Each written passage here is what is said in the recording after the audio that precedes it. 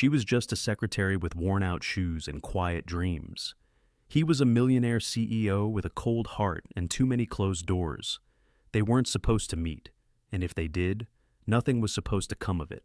But then came a rainy morning, a spilled coffee, a single glance on a cold stairwell, and suddenly, two people from different worlds were thrown into something that looked like a deal, but felt dangerously close to something real. Why would a powerful man offer a fake engagement to a woman he barely knew? What pain was he hiding behind his perfect life? And when love finally knocked on the door, would either of them be brave enough to open it? This isn't a story about grand gestures or fairy tales.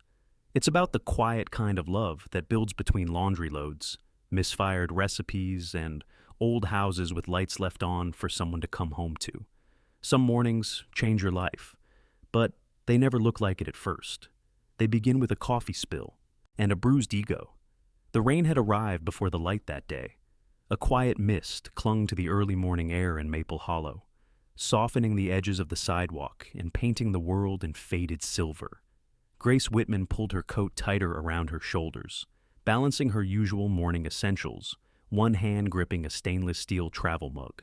The other clutched around a leather-bound folder filled with half-typed notes and paper clips clinging to hope. She was late, not catastrophically late, but just enough to raise eyebrows at the front desk.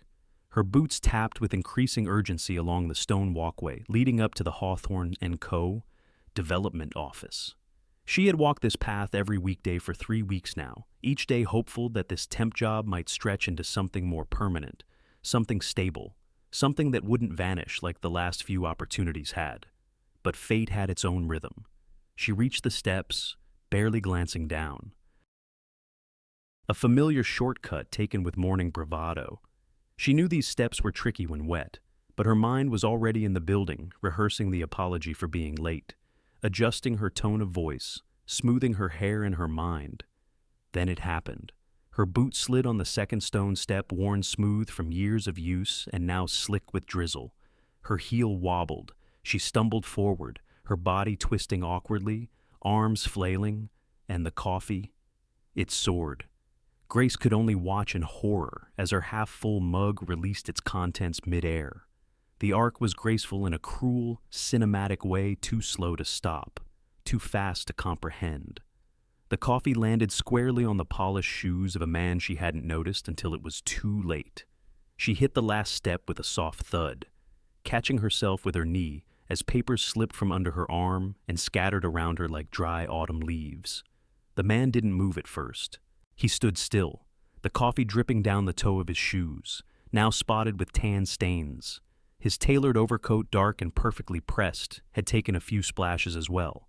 His scarf, a deep navy wool, hung loose around his neck. His expression, when Grace dared to look up, was unreadable. Not furious, not even surprised, just still. She scrambled to her feet, cheeks burning. "I'm so sorry," she breathed, already reaching into her bag for napkins she wasn't sure she had.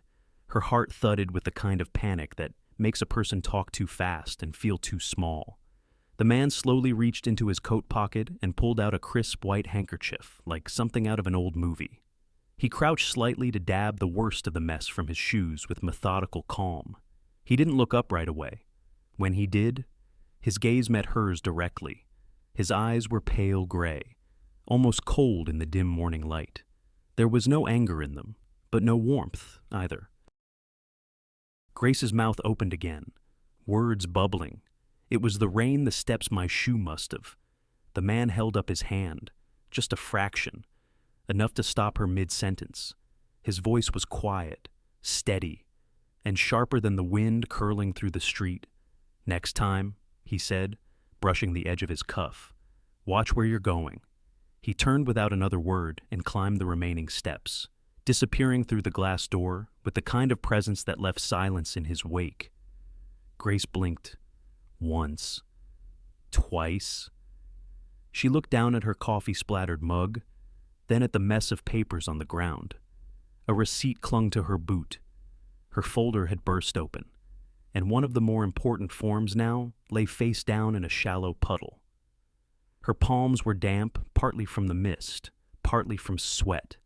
She tried to steady her breathing, but it was useless. Everything had unraveled in under 10 seconds. She knelt to gather the papers, fingers trembling slightly. Her coat had picked up a streak of mud on the sleeve. Her knee throbbed from the stumble, but she ignored it. Inside the building, the warm glow of overhead lights spilled out into the mist, as if inviting her in or warning her to stay away. She took a deep breath, smoothed the front of her coat, and started up the steps again, this time carefully. The receptionist behind the desk, Carol, with her reading glasses perched on the end of her nose, offered Grace a small smile as she stepped inside. Grace managed to return it, if only halfway. "Rough morning?" Carol asked gently. Grace gave a soft chuckle that was more exhale than laughter. "You could say that." She glanced around the lobby, trying to shake off the lingering humiliation. It was just a moment, a bad start, nothing more. She'd push through it, like she always did, but something in her lingered on the image of that man, the measured calm, the way he hadn't even flinched. There was something about him. Not just the way he looked or dressed, but the energy he carried. It felt out of place in Maple Hollow, like he belonged to a colder world, sharper and far more distant. Grace told herself to let it go. Accidents happen. People move on. She had a job to do, a desk to reach, a new beginning. She hoped. Still, as she stepped into the elevator, the echo of that single sentence stayed with her. "Watch where you're going." She didn't know it yet, but those words weren't just about the steps. There are days when fate isn't subtle. It slaps you with a nameplate. And the memory of spilled coffee. The hallway was warmer than she expected, a stark contrast to the chill clinging to her coat, and the embarrassment still humming beneath her skin. Grace walked with measured steps toward the back office, clutching her folder tighter than necessary, as if the pages inside could anchor her from further humiliation. The morning had already carved its mark into her pride. She just wanted to keep her head down, do her work, and let the incident with the stranger fade into the fog of memory. But fate, as it often did, had other plans. The name on the brass plaque beside the office door stopped her cold. Daniel Hawthorne. Her breath caught. For a second, she thought it was just a coincidence, a name she misread in her flustered state. But then the door opened from the inside, and he stepped out. The man from the steps. The one with the coffee-stained shoes and the cutting voice. Grace instinctively took a half step back, but Daniel barely acknowledged her. He looked over her just once, with a glance so practiced it felt clinical. Then he turned and spoke quietly to Carol at reception, asking for the conference room to be set up for an all-staff meeting. He disappeared down the hall as quickly as he'd come. Grace stood frozen, her mind scrambling to catch up. Daniel Hawthorne, CEO of Hawthorne & Co., Development. Son of Nora Hawthorne, the woman who had practically built Maple Hollow's community spaces brick by brick. He was known in the trade magazines for his high-profile urban renewal projects in New York and Boston. The kind of man who didn't just walk into town, he returned with intent. And apparently, he didn't take kindly to cinnamon lattes on his shoes. Grace let out a slow breath. If he remembered her from this morning, and how could he not, he hadn't shown it. No sneer, no sarcasm, just nothing, which somehow felt worse. The meeting was called for 10 sharp. Grace took her place near the back of the small conference room, heart pounding beneath her cardigan. The rest of the team shuffled in slowly, some veterans of the office, others temporary like her. They whispered to one another, eyes wide with speculation. Daniel entered last. He didn't sit. Instead, he stood at the head of the table, arms relaxed at his sides, gaze level. "I won't take up much of your time," he began, his voice even and unhurried. "This branch has been underperforming for the better part of 2 years. My mother's legacy deserves better." There was a murmur, respectful but cautious. Nora Hawthorne was beloved here. "I've been tasked with evaluating the future of this office, whether it can be saved, restructured, or shuttered. Silence followed. Someone shifted in their chair. A pen clicked. Grace kept her eyes low. Daniel continued. Over the next few weeks, I'll be reviewing everything processes, personnel, efficiency. Some of you may be reassigned. Some may not be retained. This is not personal. It's business. The air thickened, but, he added, his eyes sweeping the room, I believe in second chances. I also believe in watching closely before making decisions. His gaze flickered to Grace for the briefest moment. She wasn't sure if she imagined it. After the meeting, people lingered in the hallway, exchanging whispers about layoffs and restructuring. Grace returned to her desk and focused on organizing property files, pretending her stomach wasn't knotted. Later that afternoon, she was asked to deliver a folder to the second floor, where Daniel had temporarily taken residence in what used to be Nora's office. She knocked lightly and stepped in. The office had changed little, still lined with oak bookshelves and framed community awards. A portrait of Nora hung near the window, her smile as steady as Grace remembered from town meetings and library fundraisers. Daniel looked up from his laptop. Grace Whitman. Right. She blinked. Yes. Sir? Have a seat. It wasn't a request. Grace sat, clutching the folder like a lifeline. I saw the way you handled Mrs. Dorsey last week, he said without looking up. The elderly woman asking about the zoning change. Grace nodded. She was confused. Thought we were tearing down her garden. You calmed her without dismissing her. That's rare in this business. She didn't know what to say. Daniel finally closed his laptop and met her eyes. I need a temporary assistant. Someone who can keep things running smoothly while I reorganize this place. Grace's eyebrows rose. I already have a position, she said cautiously. A temporary desk job, he countered. This is more, and short term. You'll be reporting directly to me. She hesitated. It felt too sudden, too pointed. After all, this was the same man she'd spilled coffee on just hours ago. Why me? Because you pay attention, you listen, and you don't talk more than necessary. She wasn't sure if that last part was a compliment. He stood, signaling the conversation was over. You'll start tomorrow.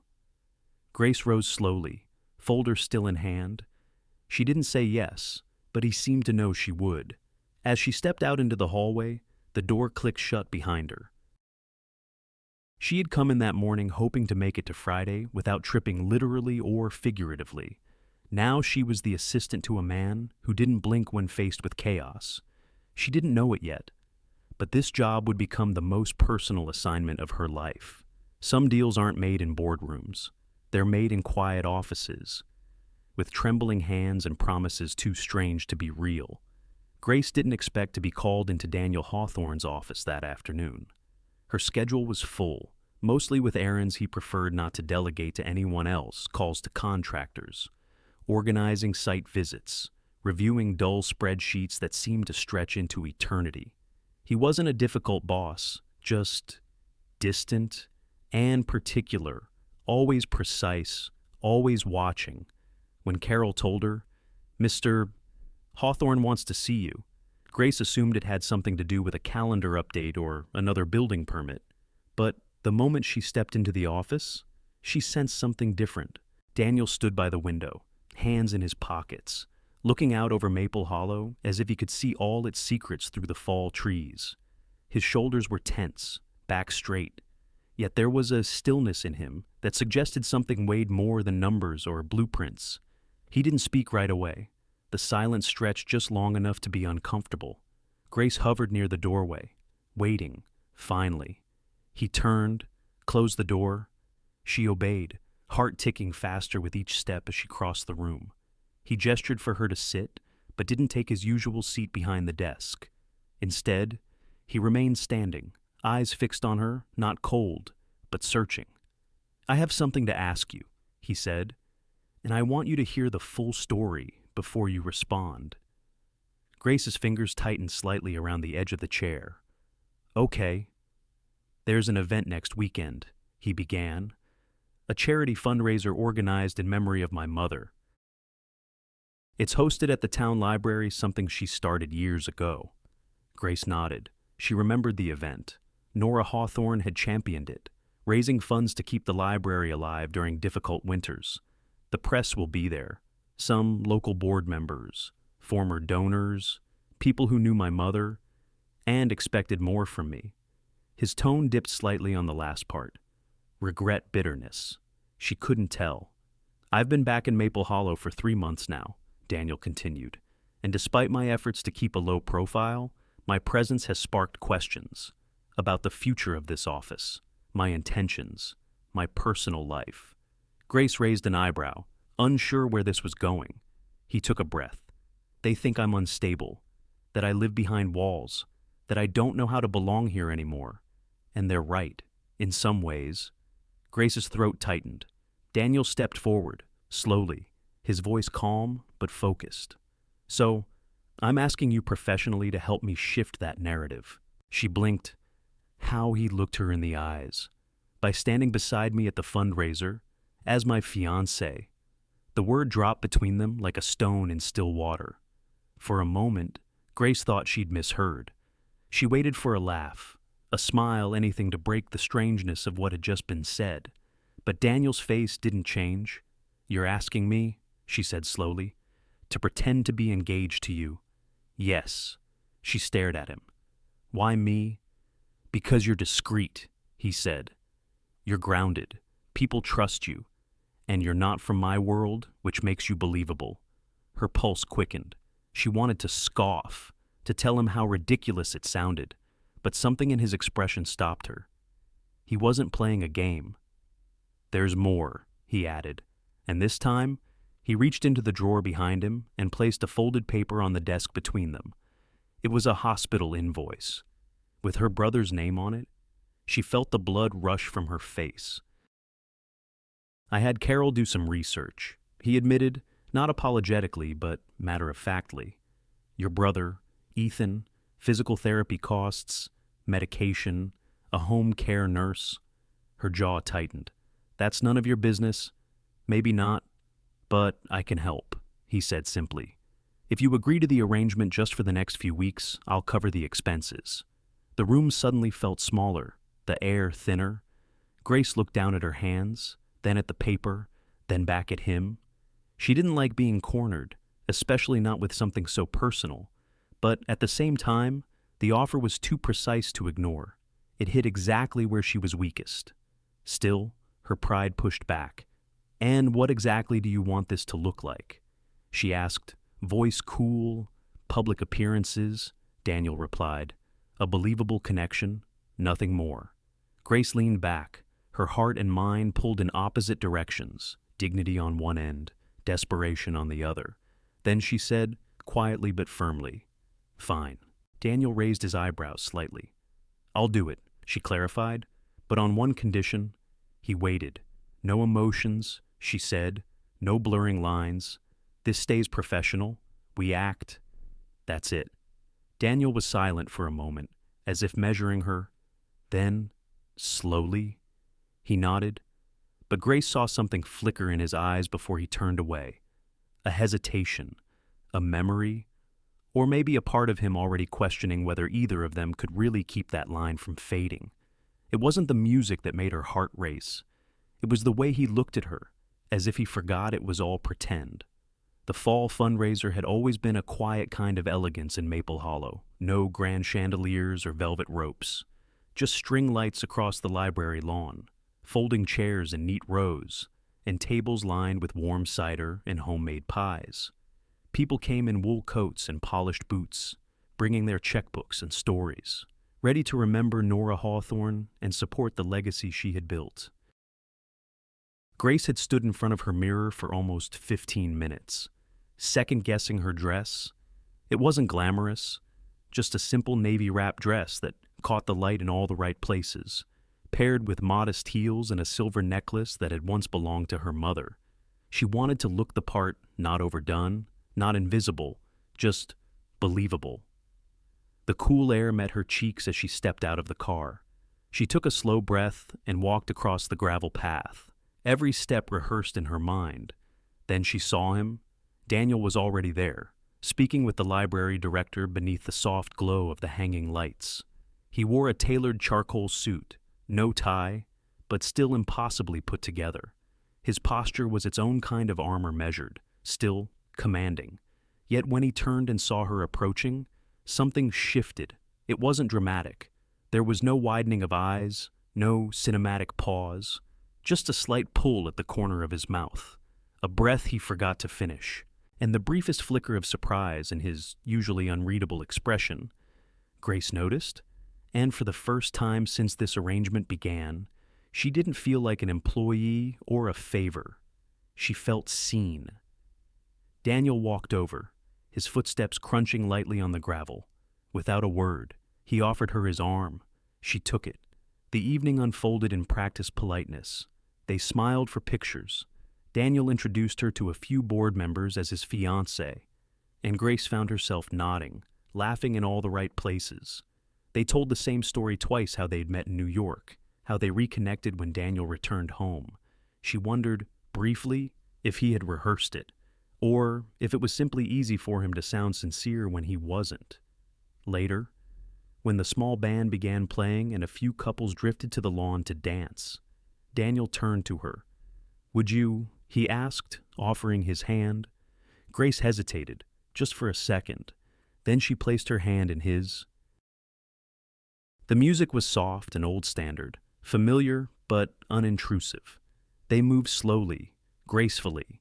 Daniel's hand rested lightly at her back, his other guiding hers with a quiet confidence.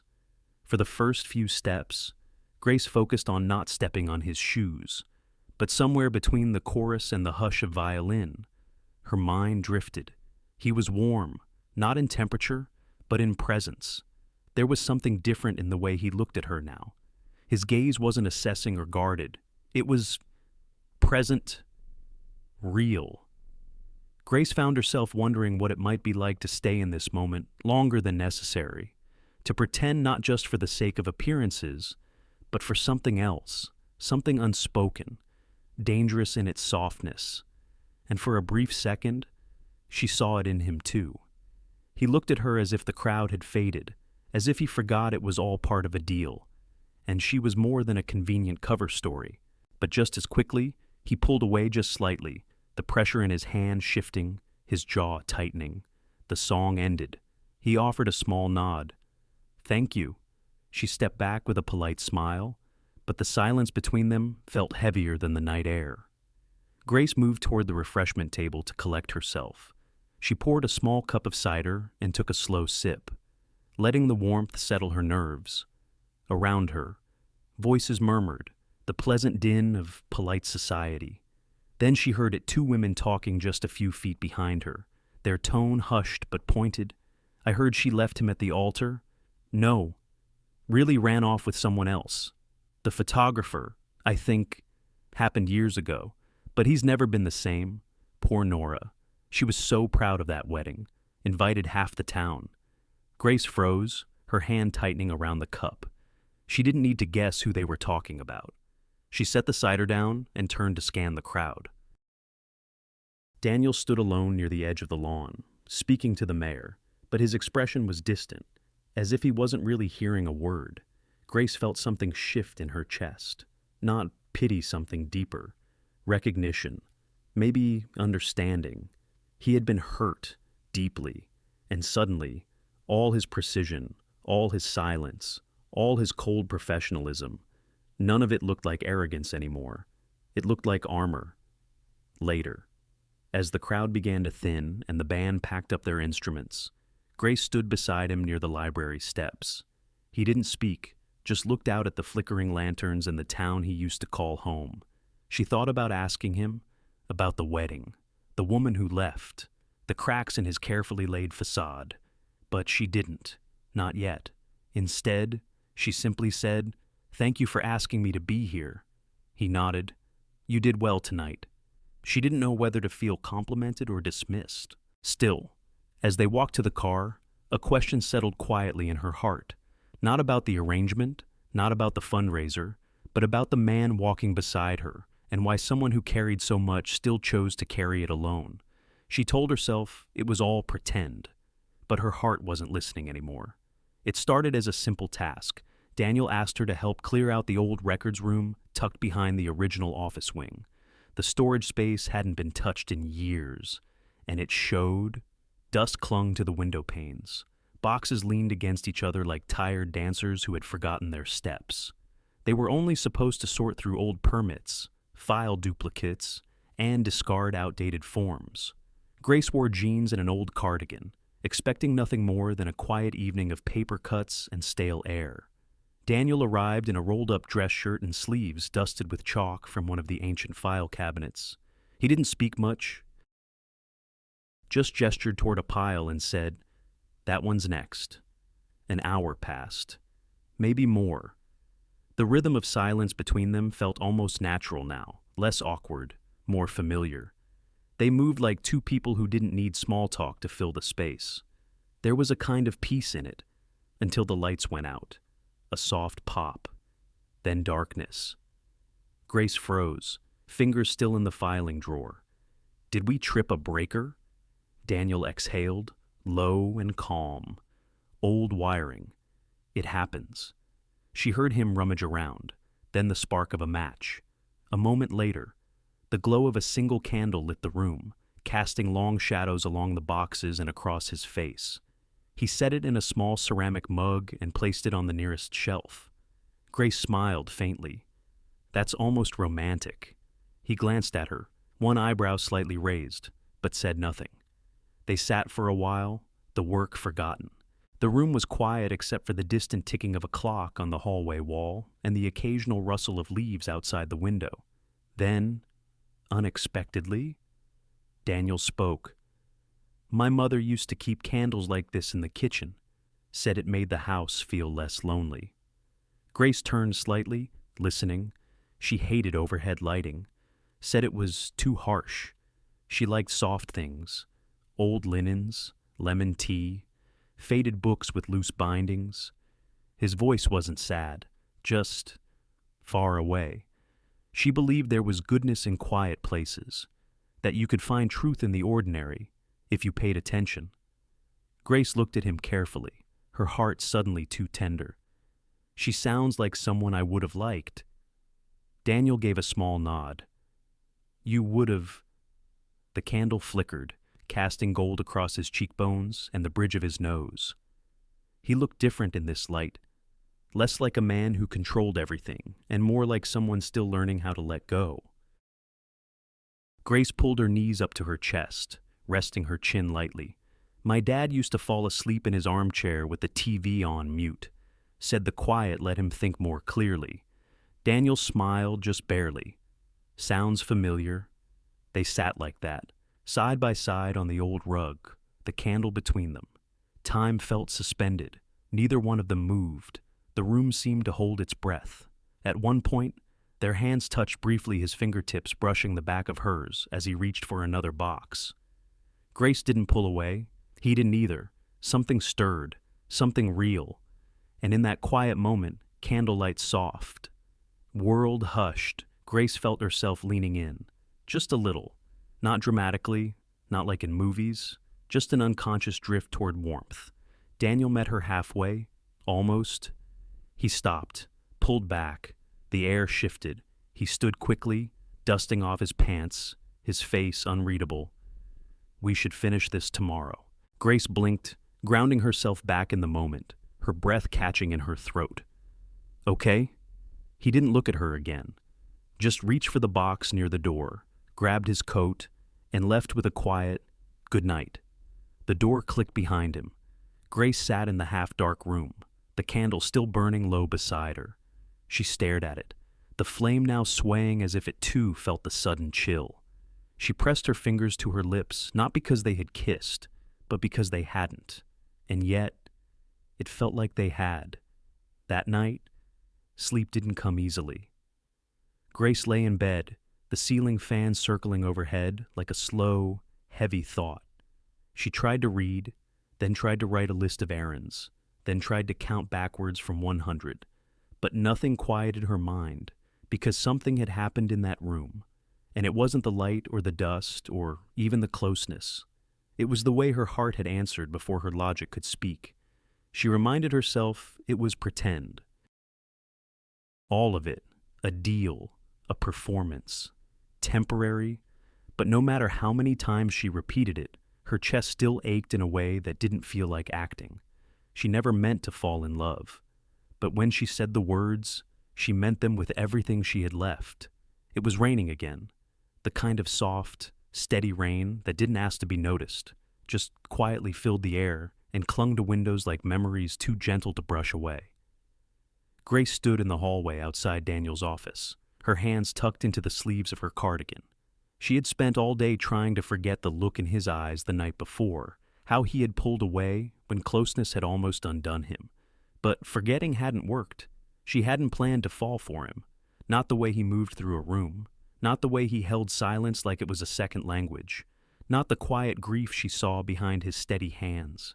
But love doesn't wait for permission, and hers had already taken root. She knocked softly. Daniel looked up from the paperwork spread across his mother's old writing desk. He looked tired, not in the usual way, but like someone who hadn't let themselves feel anything in a very long time. "Do you have a minute?" she asked. He nodded once. "Of course." She stepped in slowly, her heartbeat matching the quiet tick of the antique clock behind him. "I've been thinking," she began, voice careful but steady, "about what we're doing. This arrangement?"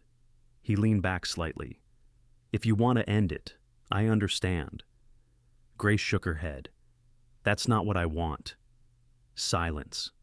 She stepped closer, one hand resting lightly on the edge of the desk. "When we started this, I told you there would be no emotions, that it was just a role I agreed to play." He looked at her, his expression unreadable, but somewhere along the way, she continued. It stopped being pretend. At least for me. There it was, laid bare in the soft space between them. Daniel looked down at the ring on her hand, the thin band of silver that symbolized a lie too close to the truth. "I care about you," she said, barely above a whisper. "More than I should. More than I meant to." Still, he said nothing. Her heart pounded. "I'm not asking for anything. I couldn't keep pretending."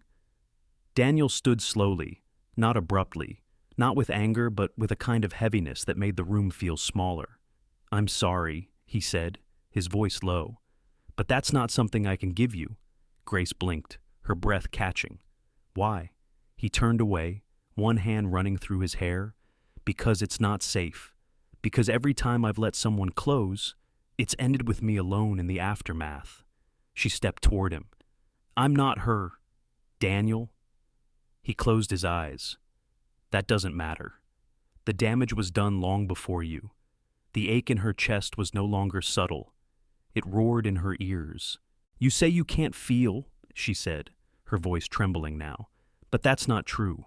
I've seen it, in the way you look at me, in the way you almost let go." He didn't move. "I'm not asking for forever," she whispered. "Just a chance. But I can't keep standing here if you won't even try." Daniel finally looked at her, and for a brief second, his eyes were glassy haunted. "I can't," he said again. Grace nodded, slowly. Her face was calm, but her fingers curled tightly into her palm. She reached down, slipped the ring from her finger, and placed it gently on the desk. No grand speech, no last plea, just silence. She turned and walked out, the soft sound of her footsteps trailing like a fading heartbeat down the hall. That night, Daniel didn't go home. He stayed in the office long after the rain stopped, seated at his mother's desk, the same desk where she used to write Christmas cards and budget recipes with pencil and lined paper. The room was quiet except for the occasional creak of old wood and the distant hum of a streetlight flickering outside. He picked up the ring she had left behind. It was small, simple, nothing grand or flashy, but it had weight now. He rolled it slowly between his fingers, staring at the empty space where her hand used to be. Part of him had expected this, had known it would come, but the moment had arrived sooner than he was ready for. And now, the silence wasn't peaceful. It was hollow. He rested his elbows on the desk, buried his face in his hands, and exhaled the kind of breath that only comes when something inside finally breaks. For the first time in years, he wished someone were there to tell him what to do. But Grace was gone, and the only thing she'd left behind was the truth he wasn't brave enough to keep. Some things echo louder in silence, like the sound of footsteps that no longer come home. The office hadn't changed. The desk was still spotless.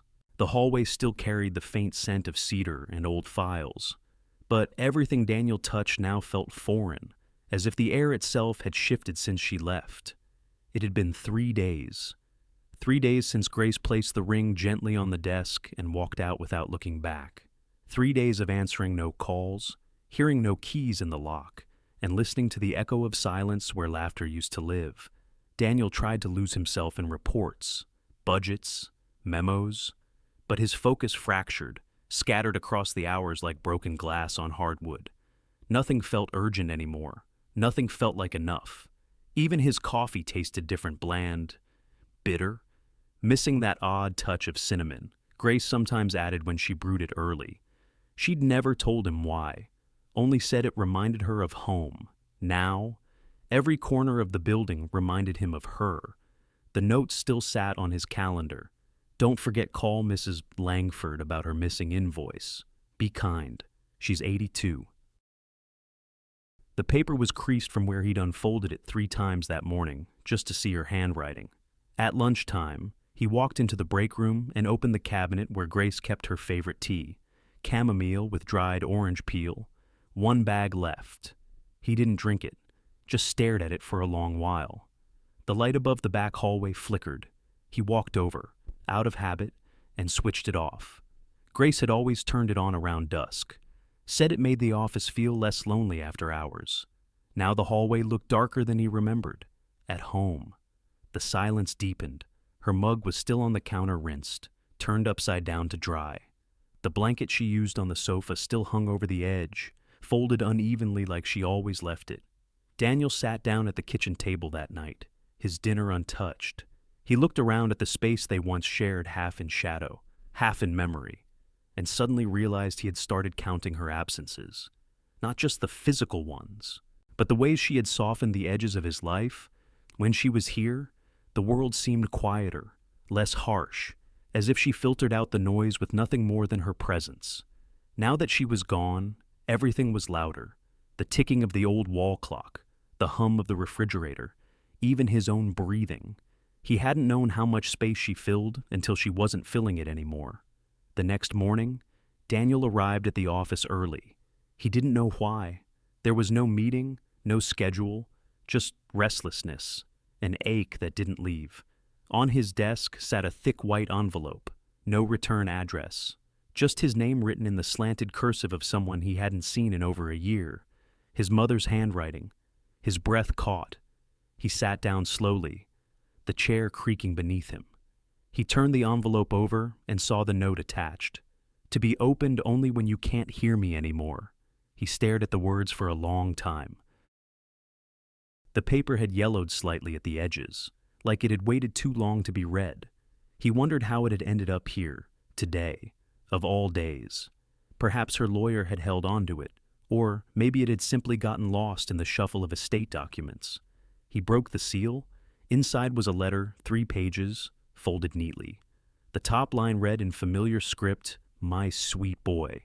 If you're reading this, you're grieving something you don't know how to name." Daniel closed his eyes.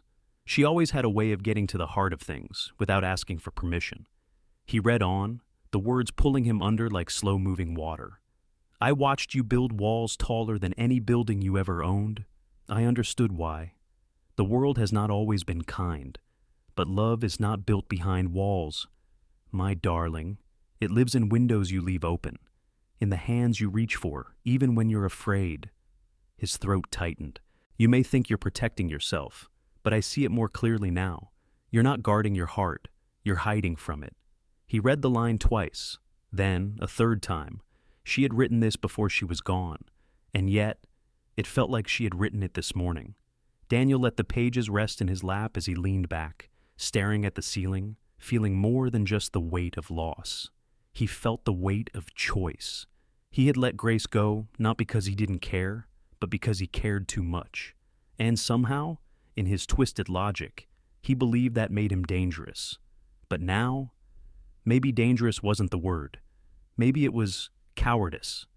He looked down at the final paragraph of the letter.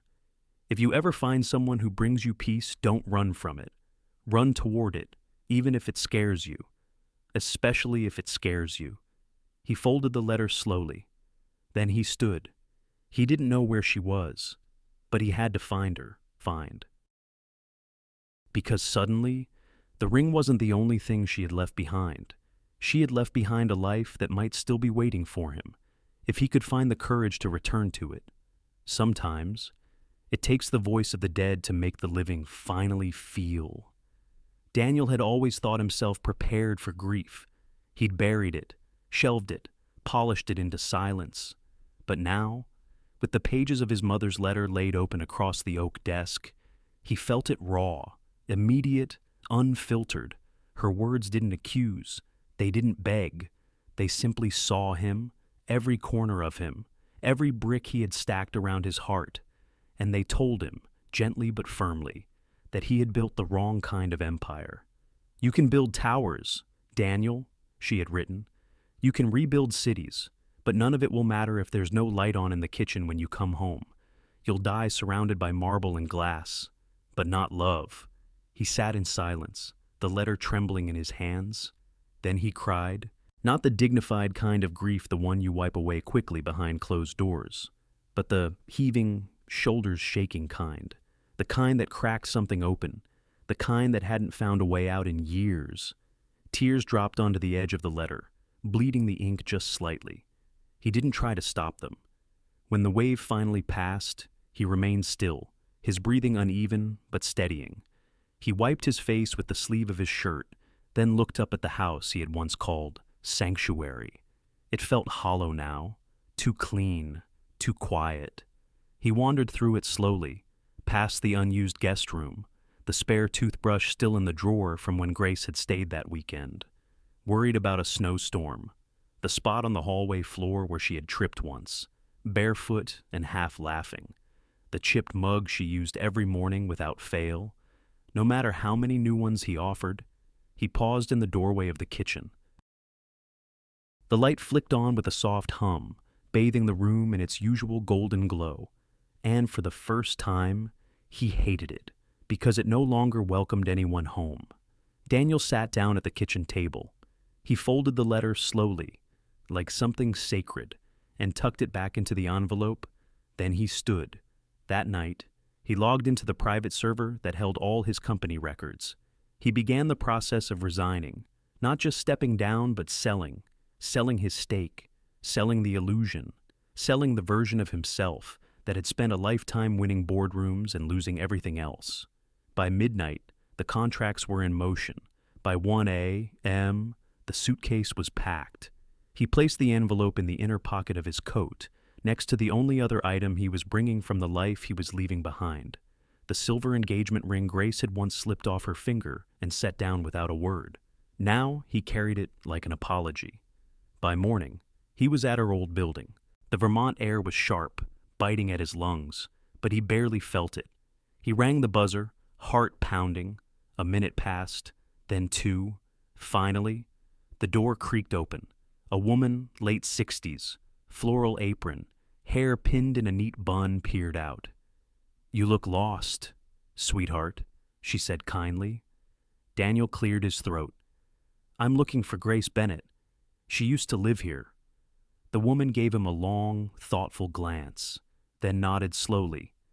"She did. Sweet girl. Moved out a couple weeks ago." His heart dropped. "Do you know where she went?" The woman hesitated, then said, "She mentioned something about going back home. Said her brother needed her. Montana, I think. Out near Whitefish." Daniel exhaled, quiet but firm. "Thank you." She tilted her head. "If you find her, tell her Mrs. Ames says hello, and that her lemon muffins still haven't been beaten." He offered a faint smile, grateful, and turned back toward the car. The highway stretched out before him, gray ribbon winding through morning mist. flanked by pine and fog. He didn't check his phone. He didn't make a plan. He just drove. With every mile, the world he'd built receded in the rearview mirror, and ahead, somewhere in the wide, open quiet of Montana, was the woman he had finally found the courage to follow.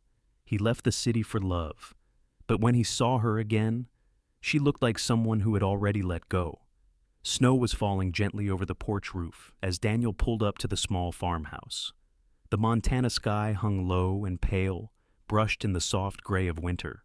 Pines stood like sentinels at the edge of the field, and smoke curled up from a chimney that looked worn by time and memories. He stepped out of the car, unsure of his own breath. The ring felt heavy in his coat pocket, colder than the wind that brushed his face. The wood beneath his boots creaked with each step across the porch. He raised his hand, paused, then knocked once, twice, then a third time that barely made a sound. The door opened slowly. Grace stood there, wrapped in a thick cardigan, hair tied back in a loose knot. She looked older somehow, not in years, but in weight. The kind life puts on your shoulders when you've had to carry more than your share. Her eyes widened, then narrowed. "What are you doing here?" Her voice wasn't angry, but it wasn't welcoming either. It carried that quiet edge of someone who had waited too long for something that never came and had taught herself to stop hoping. Daniel swallowed. His mouth was dry, and he hadn't planned a speech. "I needed to see you," he said softly, "to tell you things I should have said a long time ago." Grace stood still. She didn't ask him in. She didn't shut the door either. That, he thought, was something. "I read a letter," he said, his voice steadier now, "from my mother. After she passed, she saw through me more than I ever wanted to admit." He paused, the wind shifting behind him. A gust carried a few snowflakes through the space between them, and he watched one land on her shoulder and melt. She reminded me that love isn't about protection. It's about presence, about showing up even when you're scared. Grace's gaze didn't waver. "I wasn't just scared of loving you," he continued. "I was scared of being loved by you. Because the last time I let someone in, she left me at the altar. I stood in front of 100 people with vows I never got to say, and I told myself that love was the risk, that if I could just control everything, I'd never feel that hollow again." His hand was still in his coat pocket, fingers curling around the velvet box. But he didn't take it out. "I hurt you," he said quietly, "because I was still bleeding from something I never faced." Grace exhaled, her voice low. "You didn't just hurt me, Daniel. You made me believe I imagined everything, every smile, every quiet moment. Like it didn't mean anything. It meant everything," he said, almost pleading. "I just didn't know how to hold it without breaking it." She looked away, toward the trees, toward the pale blur of the barn roof in the distance. Anywhere but at him. "I'm not asking you to forgive me tonight," he said. "I'm not asking for anything. Really." She turned back slowly, unsure.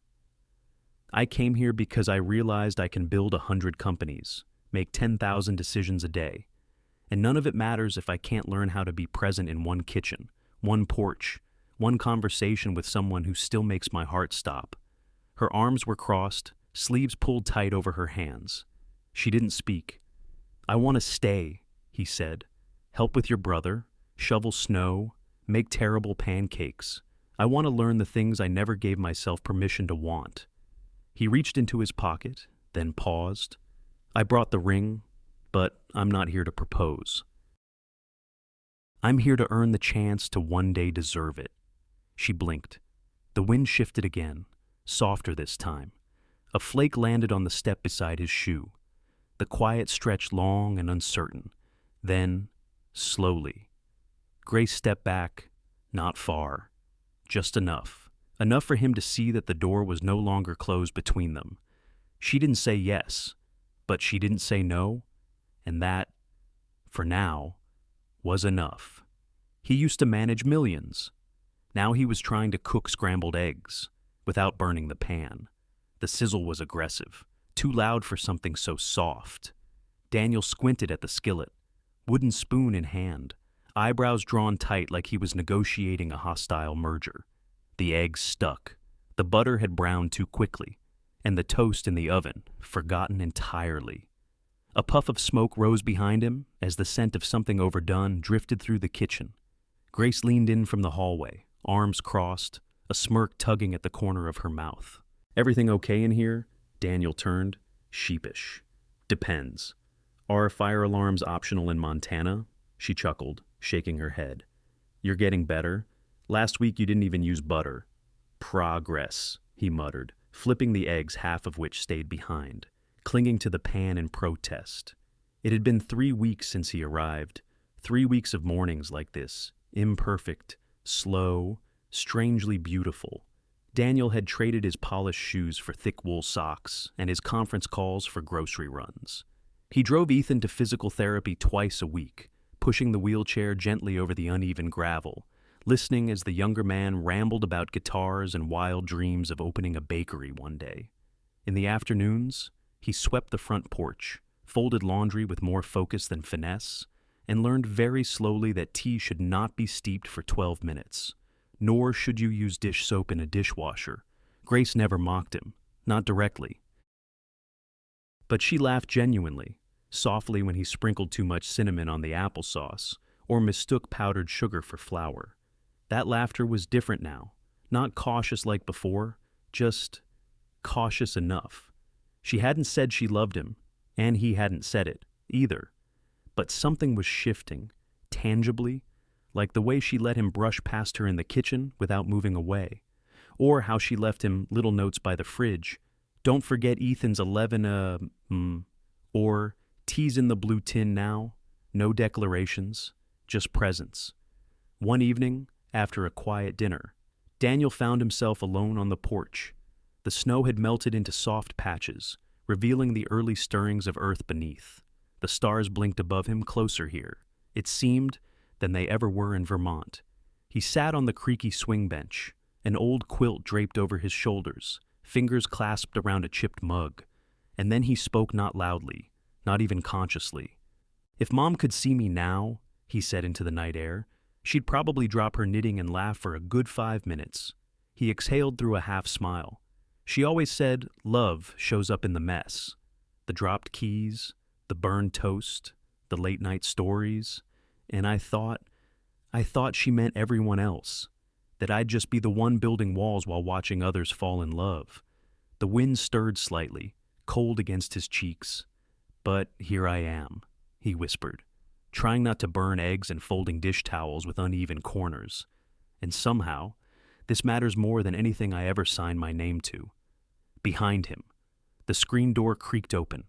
He turned, startled, but Grace just stood there, 2 mugs in her hands, steam curling up from both. She didn't say anything for a moment. Then, softly, "You left the cinnamon out again." He laughed quietly, heart lightening. She walked over, handed him 1 mug, and sat beside him. The porch creaked again, a gentle rhythm beneath them. Together, they watched the stars, the quiet between them finally feeling like peace, not distance. It was never the ring that made it real. It was the man who finally came back for it. The snow that morning was soft, less like a storm, more like a quiet blessing from the sky. It drifted gently over the fields, collecting on the wooden railing of the front porch, frosting the window panes in delicate lace. Grace had just finished folding a fresh pile of laundry socks paired neatly, towels warm from the dryer, when she heard the knock. Not on the front door, but a tap on the glass just outside the kitchen. She turned. Daniel was standing out on the porch, bundled in his old gray coat, the one she'd stitched a button back onto last week. His breath clouded the air as he waited, still, hands deep in his pockets. There was something about the way he stood, not tense, not nervous, just quiet, settled, like he'd come to terms with something before ever asking for it. She opened the door slowly. "It's cold," she said softly. "You'll catch I need to do this out here." He interrupted gently. Then, from his coat pocket, he pulled out a small, familiar box. Nothing fancy, no velvet, just the same weathered case she remembered placing on the hallway table months ago. "I kept it," he said. "The ring. Not because I thought you'd change your mind, but because I knew I needed to." He opened the box, and there it was, the simple gold band, slightly dulled at the edges, still holding every memory it ever carried.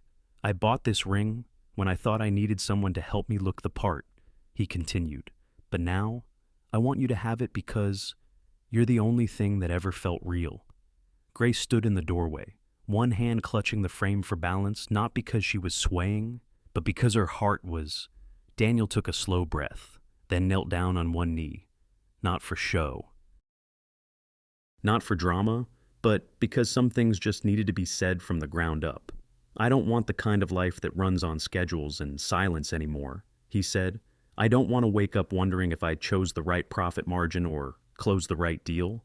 I want to wake up and wonder if we're out of tea, if we need more cinnamon, if Ethan's appointment is at 10 or 11.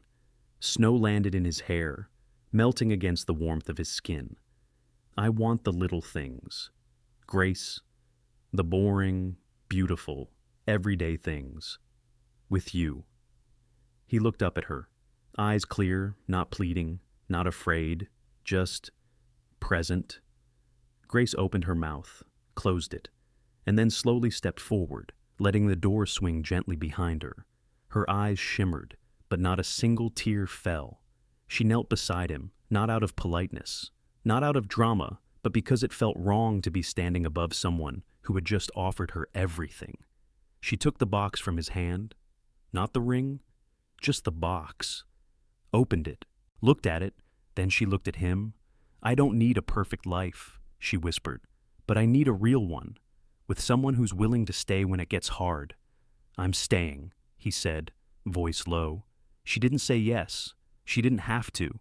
She reached out, took his hand, and slipped her fingers between his. Her thumb brushed the side of his palm, where it had been shaking just slightly, and stilled it. They stayed there, on the porch, in the snow, for a long moment that didn't need filling. Then, wordlessly, she stood and gently tugged his hand. He followed, back into the warmth of the house, past the half-folded towels, the chipped mug on the counter, the smell of cinnamon faint from yesterday's apple pie. And when the door closed behind them with a soft click, it wasn't a sound of finality. It was the sound of something finally coming home. It wasn't the size of the house. It was the fact that someone left the porch light on.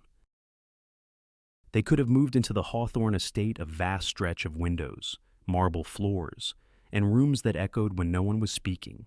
It had all the markings of wealth, of success. But Daniel didn't hesitate when he offered a different idea. "The old house," he said quietly, as they drove back toward Vermont. "My mother's, the one with the creaky floorboards and that cracked back step." Grace turned her head toward him, watching his profile against the fading light. He wasn't the same man she met months ago, not anymore. His edges had softened, but his presence had grown deeper. "That house," she whispered, "the one with the yellow door." Daniel smiled. "That's the one." Spring in Vermont was shy. It crept in slowly, brushing past the last patches of snow, sneaking between shutters, peeking into quiet rooms. They arrived in the early morning. The house stood waiting. Quiet, but not empty. It had known laughter and loss, tea shared in sorrow, and sunlight that filtered through sheer curtains in a way that made even silence feel safe. They didn't move in with fanfare. No trucks, no announcements, just two people with a few boxes and the weight of knowing exactly what they wanted this time. The house needed work, nothing urgent, but just enough to make them feel like they were building something together. Daniel replaced the back step first. It groaned in protest, but finally gave way to new wood. Grace painted the door again, still yellow, but warmer, more golden. She planted hydrangeas under the kitchen window, the way his mother used to. In the evenings, they found a rhythm. Daniel learned to make coffee the way Grace liked, strong but not bitter, with a dash of oat milk and exactly 1 spoon of honey. Every morning, he left it on the side table by her reading chair before she came downstairs. She, in turn, baked lemon shortbread once a week, his mother's recipe. A little too crumbly, but just sweet enough to keep the memory alive. They didn't talk about forever every day. They didn't need to. Instead, they filled the hours with small things, Sunday crossword puzzles, joint trips to the farmer's market, old records playing softly while they worked on fixing the roof gutters or reorganizing the kitchen drawers. One evening, after a long day planting seedlings along the fence, Daniel stood at the stove, poking gently at a pot of vegetable stew. The kitchen smelled of rosemary and garlic. Grace was curled on the window seat nearby, legs tucked beneath her, a book open but unread. The golden hour filtered through the trees, spilling across the floor, casting shadows that danced with the steam rising from the pot. Daniel looked over at her and smiled. "Still awake?" he asked. She turned a page she hadn't read. "Barely. But I like this part of the day." He nodded. "Me too." She closed the book, set it aside, and watched him stir. "You've changed," she said softly. He looked up, one eyebrow raised. "You cook now?" she teased. He laughed, putting the spoon down. "It's either that or your brother keeps making grilled cheese for every meal." They shared a look full of comfort, of shared memories that no longer ached. Grace stood and walked over, sliding her arms gently around his waist. "I think your mom would have liked this version of you," she said into his back. Daniel stilled for a moment, then turned, resting his forehead lightly against hers. "I like this version of me," he whispered, "because I get to come home to this." The porch light had been broken when they moved in. One night, Grace found an old fixture in the attic a little rusty, but charming. Daniel spent the next 2 days rewiring it, despite never having done electrical work before. When he flipped the switch and the soft amber glow spilled across the front steps, Grace clapped like a child, and from that night on, the light was always on. Not out of habit, but because it meant someone was always waiting. That home wasn't just a place, it was a promise. They invited the neighbors over for a small dinner in early May. Nothing fancy: roast chicken, fresh bread, and laughter that filled every room. An elderly woman who'd known Daniel's mother hugged Grace at the door as she left. "She'd be proud of you too," she said, eyes kind and shining. "This house hasn't felt this alive in years." That night, after the guests left and the last plate was rinsed, Grace walked out to the porch, wrapped in a quilt. She sat on the swing, her favorite mug warm in her hands. Daniel joined her a moment later. They sat in silence for a while. Then she looked at him, her voice barely above a whisper. "From desk to destiny." He turned to her. "What?" She smiled, gaze lost somewhere in the trees. "It's what I would have titled our story. If this were a book." Daniel leaned back against the railing, grinning.